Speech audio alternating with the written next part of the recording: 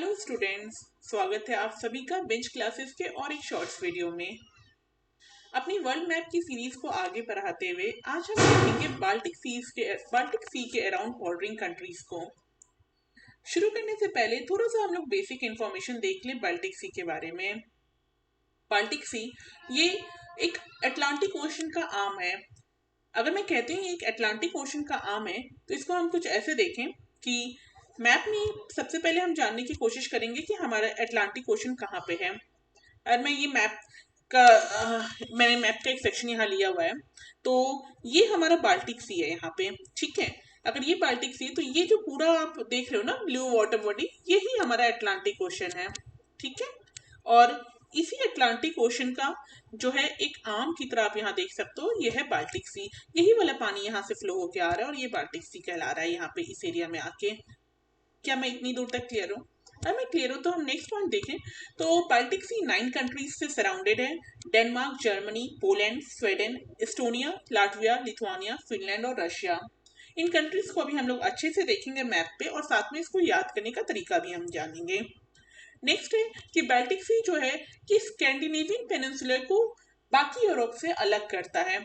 तो सबसे पहले हम समझेंगे कि पेनिनसुलर क्या है। अगर आप लोग को ध्यान हो, मैंने ऑलरेडी आपको बताया हुआ है अपने पिछले लेक्चर्स में भी, जब मैं मेडिटेरेनियन सी करवा रही थी, एड्रियाटिक सी करवा रही थी, तो मैंने बताया था पेनिनसुलर कोई भी एक ऐसा लैंडमास होता है जो थ्री साइड से वाटर बॉडी से जो है बॉर्डर्ड होता है। जैसे कि कुछ इस तरह का मान लीजिए लैंडमास है।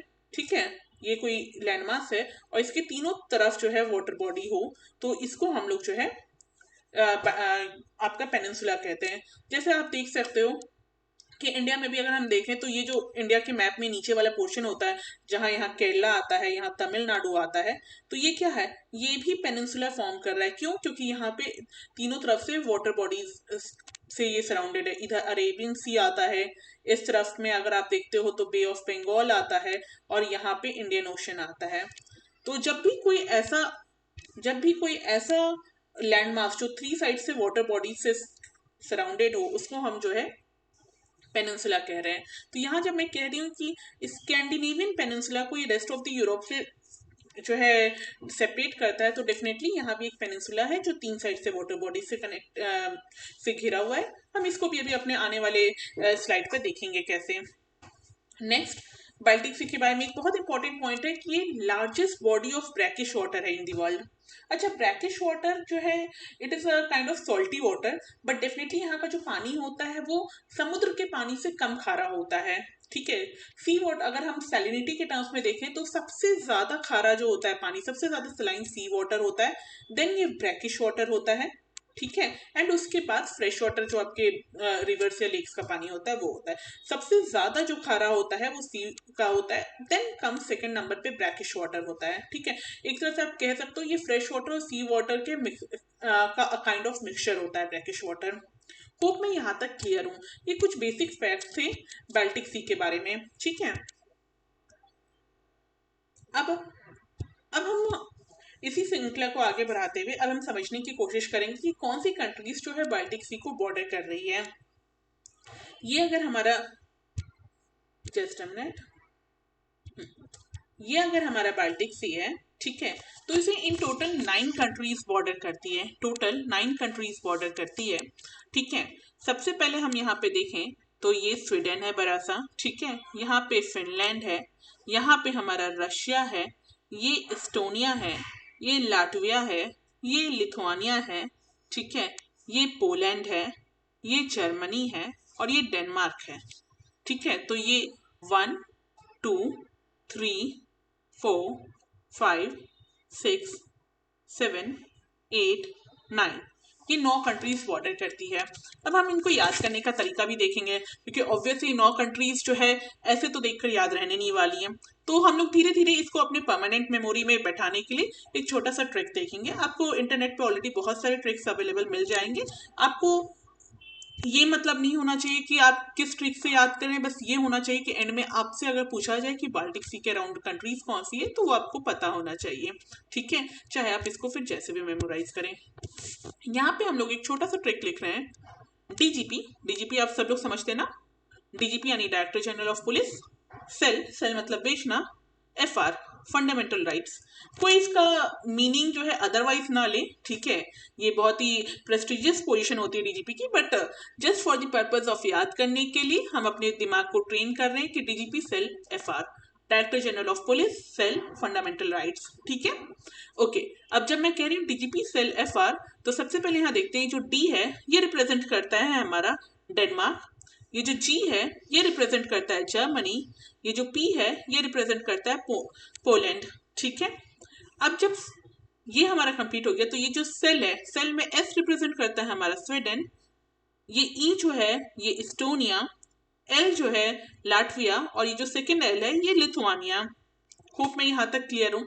और ये क्लियर है तो नेक्स्ट एफ आर, एफ में ये हमारा फिनलैंड है और आर से हमारा रशिया है। होप मैं क्लियर हूँ। अगर नहीं तो मैं आप लोगों के लिए एक बार फिर से रिपीट करती हूँ। हमने एक छोटा सा ट्रिक बनाया है बाल्टिक सी की कंट्रीज को याद करने के लिए। हमने कहा डीजीपी सेल एफआर। जब मैं कह रही हूँ डीजीपी सेल एफआर तो यहाँ पे मैं आपको ये याद दिलाने की कोशिश कर रही हूँ कि कौन से 9 कंट्रीज हैं, डी जी पी। जब मैं डी कहती हूँ तो डी से है आपका डेनमार्क, ठीक है, ये डेनमार्क आपका यहाँ पे है, ठीक है। जब मैं जी कह रही हूं तो जी से है आपका जर्मनी, ठीक है, ये जर्मनी आपका यहाँ है, और पी से है पोलैंड, ठीक है। डीजीपी यानी director general of police, DGP Denmark Germany and Poland. अब मैंने कहा सेल, सेल मतलब ये कुछ बेच रहे हैं, तो देखते हैं ये सेल कैसे करते हैं। तो सेल है ये इनका, जस्ट अ मिनट, सेल में इनका है एस से है स्वीडन जो आप यहाँ पे देख सकते हो, ई से है इनका इस्टोनिया जो कि यहाँ पे आता है, एल से है लाटविया और सेकेंड एल से है लिथुआनिया, ठीक है। देन हमारा, अगर हमने कहा कि डीजीपी सेल, तो सेल क्या कर रहे हैं ये भी हमें जानना होगा। तो ये एफआर बेच रहे हैं, फंडामेंटल राइट्स बेच रहे हैं, ठीक है, ये एफआर बेच रहे हैं।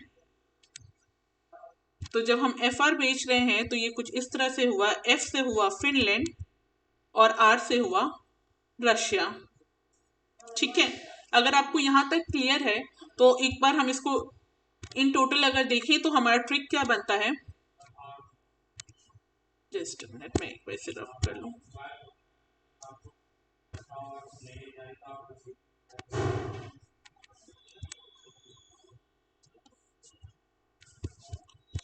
आई डोंट नो व्हाई ये रब नहीं हो रहा है, बट ठीक है।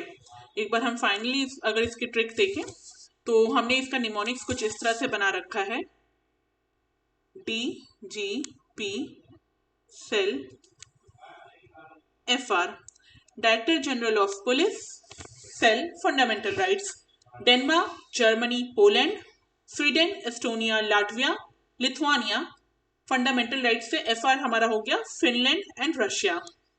अगर चीजें आपको यहाँ तक क्लियर है तो इसके साथ ही हम एक और इंफॉर्मेशन देखेंगे कि अच्छा बाल्टिक सी है ना, तो इसके अराउंड हम कहते हैं बाल्टिक कंट्रीज भी। आप लोगों ने ऑफन ये वर्ड सुन रखा होगा बाल्टिक कंट्रीज। तो किन कंट्रीज को हम बाल्टिक कंट्रीज कहते हैं? 3 कंट्रीज हैं जिसको हम बाल्टिक कंट्री कहते हैं, इस्टोनिया लाटविया और लिथुआनिया। इन्हीं तीनों को हम बाल्टिक कंट्रीज कहते हैं। और अक्सर ये जो एग्जाम में आ जाता है नॉर्थ से साउथ अरेंज करने के लिए, इस्टोनिया लाटविया और लिथुआनिया, ये आ जाता है नॉर्थ से साउथ अरेंज करने के लिए। तो ये आपको ध्यान रखना होगा नॉर्थ से साउथ अरेंज करने के टाइम पे कि इस्टोनिया सबसे ऊपर आता है, फिर लाटविया आता है, फिर लिथुआनिया आता है, ठीक है। नॉर्थ में इस्टोनिया है, देन लाटविया है, उसके बाद साउथ में लिथुआनिया है। ये बाल्टिक कंट्रीज हैं हमारे। इसको आप ऐसे भी याद कर सकते हैं कि डिक्शनरी में अल्फाबेटिक टर्म्स में सबसे पहले इस्टोनिया आएगा, देन लाटविया और लिथुआनिया दोनों एल से शुरू हो रहे हैं तो एल ए पहले आता है इंस्टेड ऑफ एल आई, तो एल ए जो है आपका सेकंड कंट्री बनता है Latvia, and then Lithuania L I से आता है। तो डिक्शनरी के टर्म में भी, अल्फाबेटिक टर्म्स में भी जो है सबसे पहले इस्टोनिया आता है, वो हमारा नॉर्दर्न मोस्ट बाल्टिक कंट्री है, देन लाटविया है एंड देन लिथुआनिया है, ठीक है। क्योंकि कई बार एग्जाम में आपको दे देते हैं कि नॉर्थ से साउथ इन बाल्टिक कंट्रीज को अरेंज करें। तो ये दो छोटी छोटी सी चीजें हमने आज के वीडियो में देखने की कोशिश की। पहला, बाल्टिक सी के अराउंड कंट्रीज, टोटल 9 कंट्रीज हैं, ठीक है, जिसे हमने डीजीपी सेल एफआर से याद किया। दूसरा, हमने कहा बाल्टिक कंट्रीज कौन सी हैं, तो 3 कंट्रीज हैं, एस्टोनिया, लाटविया एंड लिथुआनिया। इसके अलावा कुछ बेसिक फैक्ट मैंने आपको बताए कि जैसे कि ये जो बाल्टिक सी है इसकी लोकेशन क्या है, तो बेसिकली अटलांटिक ओशन का ही एक आर्म है। सेकंड, मैंने बोला था कि ये जो है स्कैंडिनेवियन पेनिनसुला को जो है रेस्ट ऑफ द यूरोप से अलग करती है। तो अगर ये हमारा पूरा यूरोप है, ठीक है, और ये हमारा स्कैंडिनेवियन पेनिनसुला है, ये हमारा स्कैंडिनेवियन पेनिनसुला है, इन दोनों को अलग करने का काम कर रही है बाल्टिक सी। आप देख सकते हैं ना, यहाँ पे ये बाल्टिक सी है, तो ये क्या कर रही है, इन दोनों को अलग करने का काम कर रही है, ठीक है। यहाँ पे ये आप देखिए, ये जो लैंडमास है ये अपने तीनों तरफ से जो है अगेन पानी से घिरा हुआ है, तो इसलिए हम इसको पेनिनसुला कह रहे हैं। आप लोगों के लिए एक बड़ा सा मैप में यहाँ पे कोशिश की हूँ, इस पे मैं आपको समझाने की कोशिश करती हूँ, होपफुली चीजें थोड़ी ज्यादा क्लियर होंगी। Just minute.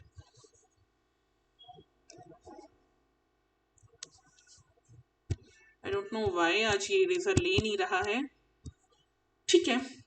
अगर आप इस मैप को ध्यान से देखें तो ये जो है ये आपका पेनिनसुला है, स्कैंडिनेवियन पेनिनसुला, ठीक है, और इसके ही चारों तरफ जो है आप इस तीनों साइड से आप देख सकते हैं, इधर से नॉर्थ सी आ रहा है, इधर से बाल्टिक सी आ रहा है, ये वाटर बॉडीज से घिरा हुआ है, ठीक है। और इसके नीचे ये रेस्ट ऑफ यूरोप है, जहां पे आप देख सकते हैं नेदरलैंड्स है, पोलैंड है, जर्मनी है, फ्रांस है, सारी कंट्रीज नीचे है। इधर आप देख सकते हो वेस्टर्न आर्म पे यहाँ पे यूके है, ठीक है। तो बेसिकली बाल्टिक सी का काम क्या है कि ये स्कैंडिनेवियन पेनिनसुला को रेस्ट ऑफ द यूरोप से अलग करती है, ठीक है। और यहाँ पे मैं चाह रही थी कि आपको ये लोकेशन दिख जाए, एनीवेज ये अब क्लियर हो नहीं पा रहा है, मैं इसको बाद में चेक करूंगी। एनीवेज आज की वीडियो में बस इतना ही। आज हमने देखा कि बाल्टिक सी के अराउंड बॉर्डरिंग कंट्रीज कौन सी है, उसको याद करने की हमने कोशिश की है। अगली वीडियो में मिलते हैं, तब तक के लिए tata, bye bye and keep studying.